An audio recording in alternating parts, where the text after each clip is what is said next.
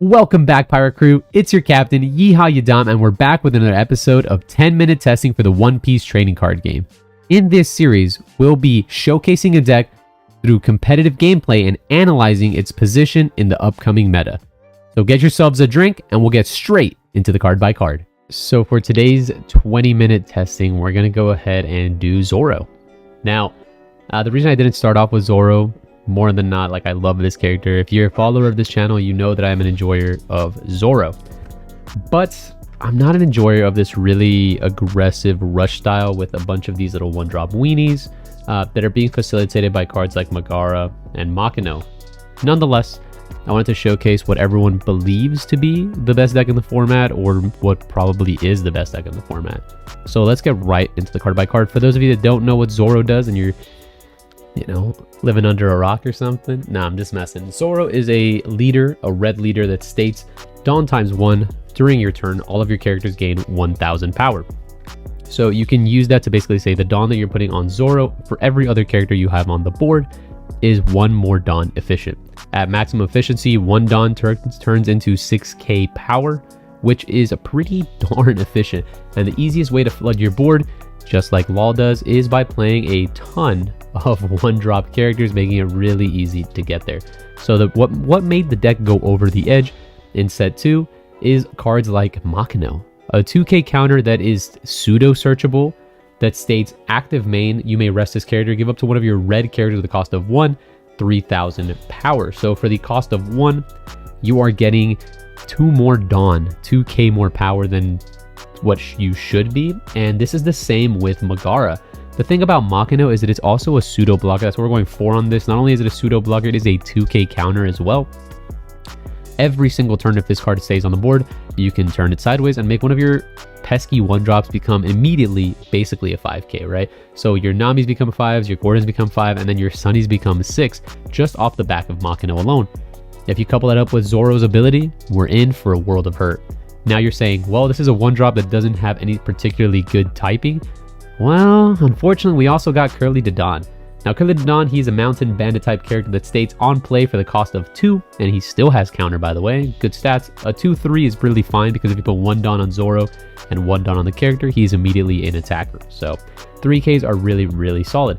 On play, look at the top 5 cards of your deck, reveal up to 1 red character card with a cost of 1 or less, and add it to your hand. Now, the fact that it says or less has me afraid for the future, because who knows what the heck a 0-cost card is going to look like. Either way, he does add a 1-drop or less, making your Namis, Otamas, Makino, Megara, Gordon, Sunny-kun all double searchable, which makes the deck very, very consistent. And the fact that he's a 2-drop that has a good attacking stat line makes it so that he can come down on curve really, really easily. So let's get to it. We're playing 4 Otamas, and the reason we're still playing 4 Otamas more than anything, she is now technically searchable in the red deck and is a 2k counter that has a fantastic on-play ability. On-play, give up to one of your characters minus 2k power during this turn, which allows cards like the Nico Robin or the Vista to really combo out and deal with those pesky high attack characters. If you summon a big blocker that's above 5k, you can always Otama into a Vista or Otama into a Nico Robin. And then if you play cards that are 7k and above, or 8k mostly, you can Otama into the classic Jet Pistol combo. This was the out back in the day, to use this Captain Kid A-drop, but it's still around and still very, very powerful. Funnily enough, Otama plus a Gordon will allow you to Jet Pistol away a Whitebeard, right? Because you're minusing it by a total of 5k. And then you can pistol it away, which is really, really powerful. There are outs in this deck to cards all the way up to Yonko level threats at the 12k stat line as well, with multiple cards are necessary for that investment. We're playing 4 Namis because this is a Straw Hat centered deck. She searches the majority of the deck, the key pieces, if you will. She searches the Nico Robin, which is a card that deals when attacking with a character that has a 3 cost or less. What that necessarily means, remove a blocker. Remove one of these weenies. Very solid card in mirror matches, very solid versus Law, very solid versus Green. It allows you to facilitate some damage, and the fact that she is a 4k, she can become a 5k with just 1 Dawn under the Zoro, and then if you want to activate her, you can put 1 more to make her a 6k attacker. Absolutely fantastic. We're also playing 4 Roronoa Zoros. Now, Zoro is just a rush 5k, great stat line, no counter because, my goodness, if this had counter. That's a very strong card. For 1 Dawn on my leader and just playing this down, we have 2 6k attacks. If I want to invest another Dawn into this, we hit the magic number of 7k. And these cards, you kind of just save them till the end of the game. Once you stabilize with your very strong aggressive weenies, you finish the game off with a bunch of Zoros and Whitebeards and just out-aggress your opponent. We're playing 4 Newgates, and let me tell you, I didn't enjoy this card in the Whitebeard deck, but when I'm playing this deck, I'm almost always have board control. Going into my 9-costed turn, they're dealing with my characters rather than hitting my life just because they can't afford to give me that much time. If they're hitting my life, I also don't care because they're just getting me closer to my radical beams. And then once I drop this on curve with a full board, the game ends on the following turn almost certainly. Not only does this make my leader very hard to deal with at 7k power, it deals with bodies in combination with Otama and Gordon. This deals with a lot of really strong characters, and it's a 10k. How are you defending a 10k? And if I put 1 Dawn on Zoro, he's immediately 11, which is another odd magic number, right? The sweet spots are 7, 9, 11. And yeah, unbelievably strong card. In this deck, it feels really good. If you ever have the tempo and you summon him, you're possibly winning this game. I think there's even a game coming up where all the cards in my life are Newgates. I think every single card from my life was a Newgate, and it didn't matter that there were no countered power cards. Once I summoned one of them, the game just ended. Again, Curly Dodon, no need to explain him again. Super strong card. Vista. Vista is a new addition to the deck. Similar to Nico Robin, it does the similar effect, but it has it on play. It also doesn't share the Straw Hat tag because my goodness if that did. But he has a great stat line as a 3k body. Again, 1k on Zoro, 1 Dawn on Zoro, 1 Dawn on Vista, and we have an attacking stat line. It is a fantastic tempo play and helps you deal with the mirror as well as a law, as well as pesky blockers, and in combination can remove very big bodies.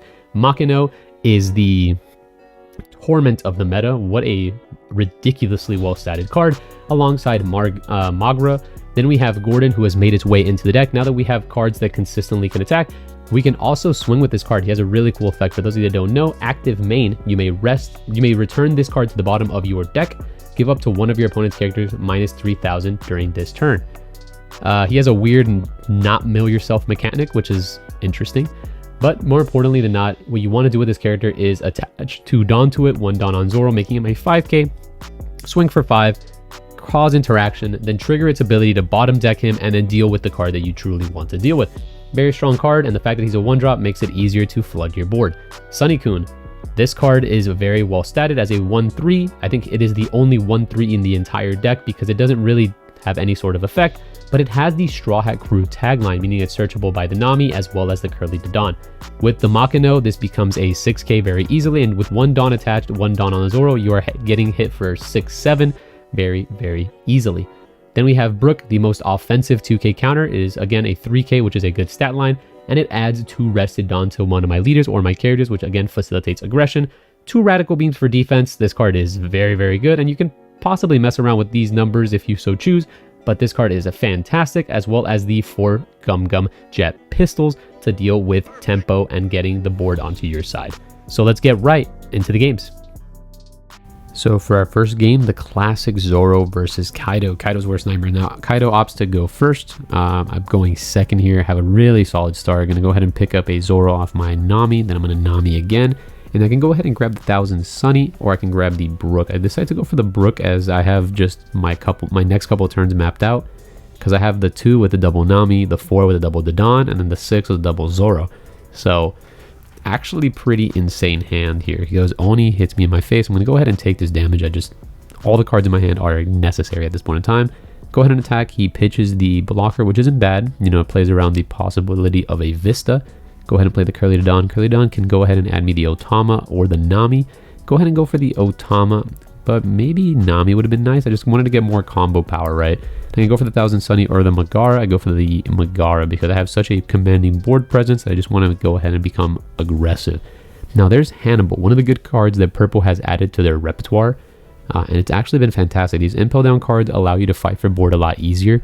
Back in OP01, we used the Old Man 2k counter as a way to fight for the 1-drops like the Bonnies, the Momos, and the Namis, but Hannibal does a great job at doing that while also fetching you a possible card in Hell's Judgment.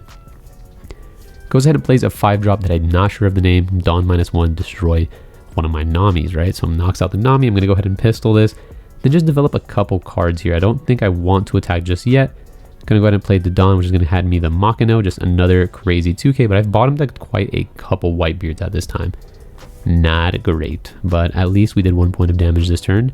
He still has the Hannibal to my 4 cards. He's going to be going up to a lot of Dawn here, but not 10 just yet. Worst case scenario, he 7-drop Kings me, but that's basically about it. If he does the 7-drop King, we still have a lot of cards in hand that can really fight for board, but we're being very, very passive.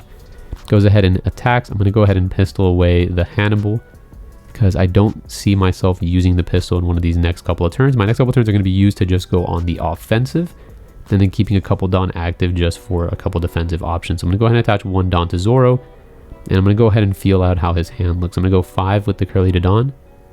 He's going to go ahead and Hell's Judgment, which is going to go ahead and make it so that my Zoro basically can't attack. Trying to decide how I really want to do this here. If I want to attach my Dawn and make it a 7 and make him use cards, but I think I'm just going to go 5s at him. I'm going to go 5 with the Curly. Going to make my Nami a 6 here. And then I'm going to go ahead and 6 with my Zoro. And then I cannot attack with my leader because it's currently Hell's Judgmented. So I'm going to go ahead and pass my turn off of that. Now he's still not at 10 Dawn because the HD as well as the HJ is going to go ahead and proc, and as well as the King, which is going to go ahead and -2 overall. So he's not going to be able to go all the way up to 10, which is basically the worst case scenario. If he 10 drops Kaido's me while I'm at 2 life and he's at 3, we're not in a great spot. He's going to go ahead and clear my Curly to Dawn, but I think he overcommitted severely. But I guess his hand's pretty heavy. He's not really doing much with it. Goes ahead and attacks my Zoro. Can't really afford to protect it here. Then he's going to go ahead and KO my Nami. Solid choice, but I still have a 1-drop in play.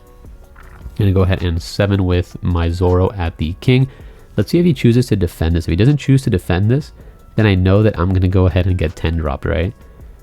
Because definitely keeping up 2 Dawn, 2 cards in hand. So I'm going to go ahead and see if I can push him just a little bit. I'm going to go 5. I'm going to go 5 once more. And then I think I'm going to deploy one of these Zoros. Nope. I'm going to use this plus that to clear it while keeping 1 Dawn up, right? Which is fine. Not a huge fan, but keeping the double Zoro for after he 10 drops is also okay. So yep, that's going to go ahead and proc the 10 drop. He's going to go ahead and attack me, and I do have to defend because I'm in a very sticky spot. But the fact that I still have access to Radical Beam is perfectly fine.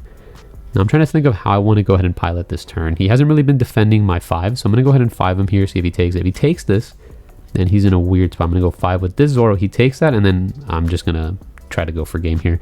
And yeah, I guess it just works sometimes.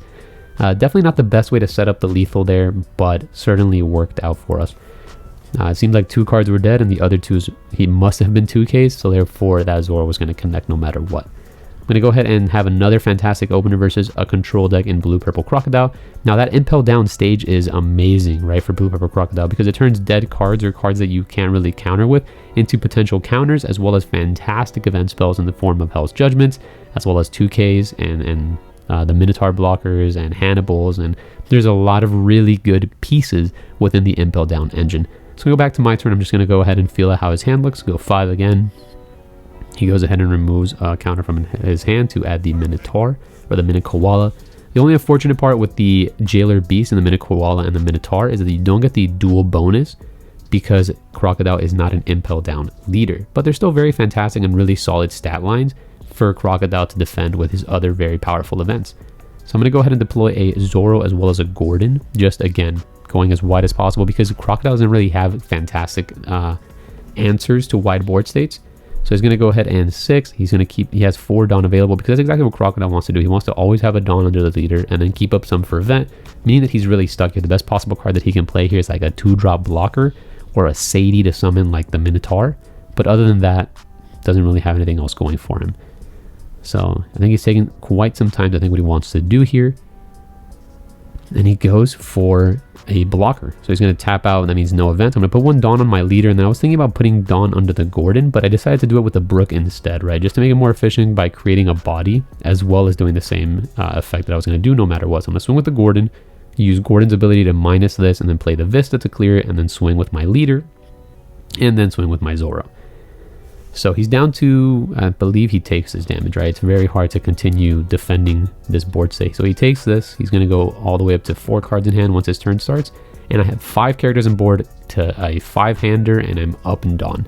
So looks pretty good for us. We also have a Whitebeard, which is really going to cement the late game for us. So that's the whole point of Zoro. We want to keep the board on our side, the tempo of the board state or the game on our favor, and then just slam a Whitebeard to really put the nail in the coffin. So this card is actually one of the best possible cards you could have had. You had the 7-drop king. It's going to go ahead and remove my Zoro that I already tried to defend, as well as my Sunny. But that's absolutely fine. Dawn -2 is very hefty cost, especially for Crocodile, who has no way to get it back. Well, I guess they do, but they'd have to play cards that aren't necessarily great in their deck. So I'm going to go ahead and just use all my characters to deal as much damage as possible and just whittle his hand. So he's down to 3 cards in hand, 1 in life, and 1 character on the board. To my 4 characters, and I'm going to be going into a Whitebeard turn on my following turn. Let's see how he handles the board. So again, that Dawn -2, really hefty because he goes back to 7, right? Instead of going to 9, he has just a little bit less to work with. So he goes and attaches 2 to his leader, swings at my Brook. Yeah, that's more than enough. I'm going to let the Brook go. Going to swing over my Vista. Again, more than enough. I'm going to let it go.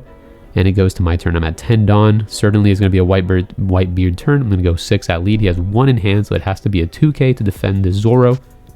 See if he chooses, or he can block it with the Mina Koala. The Sadie is a 2k, so oftentimes playing the Sadie out to summon a jailed beast is very scary because you lose a 2k as well as a 1k in hand. I'm going to go 8 because of Whitebeard's ability. I'm up by 2. He's going to go ahead and defend it with his blocker, but now I have a Whitebeard staring an empty board, and I still have hand advantage and Dawn advantage, which is unfortunate for the Crocodile player. So let's see how he goes ahead and chooses to finish this game, and that's what the Impel Down card is really solid at, right? Because if he had a dead card in his hand right here, he can go ahead and remove it, and then search for a potential out to this situation. He's going to go ahead and attack the Zoro. I'm not going to defend it because he has the king on the board. He's going to go ahead and play a blocker. He's going to pitch a card, and then he's going to go ahead and add Sadie. So he has a 2k in hand. I'm going to go ahead, and so he has a 2k and another card. I'm going to go ahead and pistol this away. I'm going to swing with my leader for 7, and that's going to go ahead and take the Sadie plus a card from him, and then Whitebeard is just going to be able to end the game on his own. Yep, saving the pistol, really nice. Still a very fantastic piece of removal. We still had access to the Vista plus Otama combo if we really needed it, but yeah, it's just unfortunate. So I think my opponent's here trying to decide how he wants to finish this game. I think maybe he just forgot, so I go ahead and give him with the GG, and nope, it wasn't top decked. But that's the cool thing about Whitebeard as well. If I had an Otama in hand, I could also Otama away the blocker, and Whitebeard would just go for game, which is pretty solid. But even if I didn't have an answer, I think he was still just doomed. So again, gonna go play the mid-range matchup now versus Captain Smoker, and he chooses to go first, which again, I get that you don't want to make red go second or make red go first because they're very aggressive and they have a fantastic 1-3-5. But if you're making yourself go on odds as Smoker, I think you're gonna have a bad time, right? As I saw in the 10-minute Smoker video, the evens that Black has is just better than their odds. So he whiffs on his turn 2, and I have a fantastic opener with the double Nami. I have the double Curly to Dawn, but I chose to go for Curly to Dawn double Sunny. Really solid opener for me. Have 5 characters by the second turn. He's going to go ahead and use his leader's ability, swing for 9. Yep, I'm going to take that as well. I'm just going to aggressively take life here. And now this turn, I'm going to turn everyone sideways, right? So I'm going to go ahead and 5 with the Sunny. He has 2 up, which means an impact wave, which I'm completely okay with. I think he misclicked there, so I should have 1 less Sunny, but that's absolutely fine. We'll go ahead and attack with the Sunny for 5, Curly to Dawn for 5, Nami for 5, and then leader for 6. And then by our third turn, we have swung 4 times with 5k and once with 6k. And we still have look at our hand. It's just absolutely massive. Options for days. So he goes ahead and plays a Borzolino, which, yep, really solid against my the jet pistol that I have in hand. He goes ahead and uses leader ability to swing over the Dawn, and yep, we let him go. He's just not that useful. So I'm going to go ahead and go 6, and I'm just going to be swinging with 6s now. I'm going to use all my Dawn offensively and just keep cards. And he goes Impact Wave. This time he doesn't miss the click. Going to go ahead and defend that with another 2k. I'm deciding how I really want to go this turn. I think I'm going to go with a Zoro here for 6 again. Just hitting it with the bare minimum. And I could keep up some Dawn here for some counter, but I just decided to go all in, right? Just 7. He goes down to 0 life on the 4th turn of the game. And I pass my turn here. Pretty solid. It seems like the last card was a potential trigger, and that's why I don't really like the online sim, because you can kind of tell when your opponent triggers. He goes ahead and uses the Meteor Volcano to remove my Sunny. That's perfectly fine, and then plays another Borzolino. Now his hand is pretty formidable, but I still have 3 life with a huge hand myself. Let's see how he wants to. He has his leader swing at 9 over my Zoro. Yeah, I'm just not defending that, and then he turns one of his Borzolinos sideways. Not necessarily sure I agree with that, but it's absolutely fine. Now I have a potential Whitebeard turn here, and I think I'm just going to take it. I'm going to go ahead and Whitebeard, swing 8 at the Borzolino, which is a fantastic number. He's going to have to give me 2 cards out of his hand, but he chooses to let the Borzolino go at this point, which is not a great sign for him. Though Smoker is now at 10 Dawn, and 10 Dawn is usually pretty powerful for the Smoker deck. That means that a Kuzan is going to come down. That's not the right Kuzan, but that's a really solid turn in double Kuzan plus Rosinante. I'm going to go ahead and add 1 Dawn to my leader. Going to use Whitebeard's effect to remove the blocker, and he chooses to concede. Yeah, just a lot of damage that turn. Now I'm going to go against the Whitebeard matchup as our, I believe, final matchup of the day. See how the aggro versus aggro looks. So he has the Moby Dick, right? So this is the Moby Dick version, the pure Whitebeard Pirates version, and that's as good of a start as you're going to get. You're going to go Moby Dick into pistol away my Nico Robin. I'm going to go Curly to Dawn. And I'm going to try to flood the board here as much as I can. I'm going to swing at him for 6. Usually you want to take those. You don't want to defend early with Whitebeard, so he goes and takes. He goes Seaquake, Seaquake, Seaquake. Well, dang, man. And I've gotten 2 Whitebeards out of life, which is not great for the good guys here. So let's see how I go ahead and do it. So I'm going to go Otama into Vista.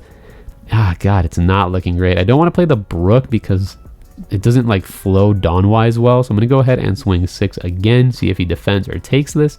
He should probably take it so he can activate his Moby Dick, and I'm going to leave 2 Dawn up. He goes ahead and Vistas my Vista. I have not been able to stick a single card on the game, and that's the 3rd Whitebeard out of life. No counters out of life. Oh boy. So this turn I'm going to have to deal some damage, right? I'm going to have to see what I go ahead and do, but instead of doing that, I go ahead and slam the Whitebeard. The Whitebeard's really fine because it sets up for a 2-turner, but I just need to live this possible turn, which is not very easy, especially because he has the Moby Dick plus the Ryoku. Now, Ryoku states that if he has a Dawn attached when attacking all your Whitebeards, and that's all 4 Whitebeards in life, like what are the chances of that? I'm going to go 10k with his Whitebeard at my 7, and I could combo out of this, but I try to count exactly how much his Vista can go up to, and his Vista can go up to 11. So if I don't get a counter off of life, I would just lose here. So I opt to just combo that attack. He goes and swings, gives me another Machina, and I'm going to go ahead and 6 at face, see what he decides to do here. And then I'm thinking to myself, can he truly combo out of a 20? Nah, there's no way. So we're just going to go ahead and attach all our Dawn to our Whitebeard, go for 20. 6 at 20. I don't think he can handle that. I'm going to go ahead and remove the Vista. He goes all the way up to 16, and so we're back with the deck, and honestly, I don't feel like there's much to say. It's very, very strong. All those games that I recorded, I think we're back to back. I think I played a total of 10 games, didn't even lose one of them. It didn't even seem close on any of the single games that I played. The deck is very powerful. It does what it does efficiently, and it has a plethora of strong cards, and the fact that we have consistency pieces in the terms of Nami and Curly to Dawn make it so that the game plan that the deck wants to have is going to consistently happen. It's no wonder that this deck dominated the Eastern meta for quite some time, because I do feel just how absolutely powerful this deck is. With that being said, there's always ways to, this was taken from one of the winning lists from the East, which I think is a pretty standard list. The more I played it, the more I thought, yep, that seems like a Zoro list. Every card here seems very well chosen, but there's definitely room for variety and improvement. You don't just have to necessarily play the Zoro Rush list. With the addition of powerful cards like Newgate, you can play a very mid-rangey Zoro that uses Newgate as a weird top end, which forces players to play very, very differently than in the past. In the past, or I guess OP1, it was very scary to hit the red player. You didn't want to hit them early because if they hit the cards they need on life, you're going to get bodied. The problem is now you can't afford to give them time, because if they can get the tempo on their side and then slam a Newgate, you've certainly lost the game. You can't give them the time, and then sometimes that creates gameplay that causes you to play in a way that you don't really want to. You have to become aggressive, and all the deck necessarily to be able to deal with this threat must come and get a little lower to the ground. So Because of the inclusion of all these very powerful aggressive options, the meta kind of has to shape around this, because if you queue into this and you're not prepared, you're gonna have a bad time. Personally, there isn't really much I would change to the deck. It felt really good. It's just all personal preferences up to that point. Maybe 4 of the new gates seems a little excessive. I don't think you ever need to summon multiples of this card to win the game. If you do, that's kind of gamer. But certainly I get that you want to play 4 of it because you want to see it, right? But sometimes you see too much and then you're stuck in a really weird position. So personally, maybe cut 1 of this and 1 of this. I know I'm going to get crucified for saying to cut a jet pistol, but I've done it in the past. I feel like 3 jet pistol is mighty fine. 4 jet pistols, yeah, again, I'm going to get crucified for this, but seems excessive. At 3 and 3 gives me 2 more slots to play either more aggressive cards like Sunny-kun and a Radical Beam, which is probably where I would choose to put my cards just to make my curve again more consistent because I do want my deck to be higher character count than anything else. So if you guys like this deck, give it a shot. If you're not a fan of this deck, I'm very sorry, because unfortunately I do believe you might be seeing this deck in the locals near you. So definitely be prepared for it. Make sure that whatever deck you're playing, you're at least understanding of how the Zoro works and can definitely, mold your deck around it to beat it for the potential OPO2 meta. As always, guys, if you like this video, don't forget to smash that like button down below. If you got any questions, comments, concerns, or you want to talk about Zoro and the way that you like to play Zoro, leave a comment down in the comment section below, and I'll make sure to answer it. There's a lot that I like to talk about Zoro. I'm personally a big enjoyer of Zoro. Even in OPO1, when Luffy became the Red King, I still thought Zoro was better. So I'm definitely going to put some time into this deck, make it a little bit my way, and I'm excited to see where this deck ends up going towards the end of the OPO2 meta here in the West. And as always, guys, if you're liking the content that I'm producing or bringing or creating, don't forget that you can hit that subscribe button so you don't miss out on any of the videos, as well as joining the Yeehaw crew, and I will see you guys on the next one. Peace.